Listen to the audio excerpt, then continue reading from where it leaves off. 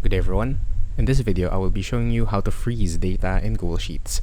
This tutorial should be pretty straightforward and really easy to follow, so anyone should be able to do this if you watch carefully.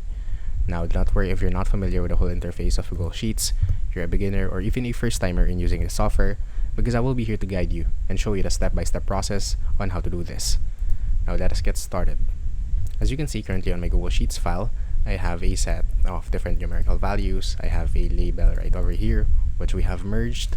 We have already a data that's affected by text wrapping, alignment, and rotation, text rotation. And we have different sheets here. You can see like that. We have formula here, in which all of those we have already created a video on how to do those things, or a tutorial on how to do those things. And if you're curious and wondering on how to do those, we have created a dedicated playlist that compiles all the Google Sheets tutorial on our YouTube channel, so please be sure to check it out. Also, before proceeding with anything else in this video, please make sure that the Google Chrome you're using or the browser that you're using is completely up to date, and this is so that we can avoid any unexpected errors that we may encounter along the way.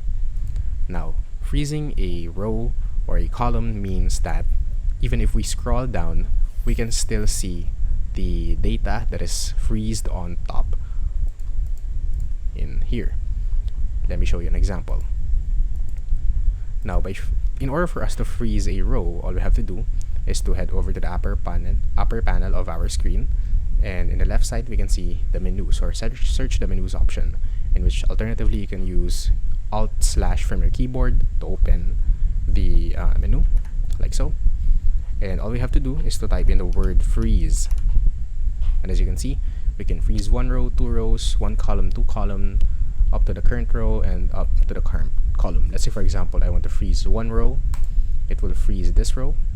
And as you can see, this is the borderline in which the row is freezed up to. And even if I scroll down, this area that is affected by the freeze borderline will remain there. It will not affect by the scroll wheel. We can extend our borderline and we can freeze those data as well. You can also freeze columns if you want to by heading over to the search menu again. When searching freeze, you can freeze two columns, but our is currently merged, so there might be a problem on that. But as long as it is not merged, then you're good to go with freezing. And that's it for this video. If you learned something in this video, please consider subscribing and dropping a like. And from here, I'll see you guys next time, and thank you for watching. Goodbye.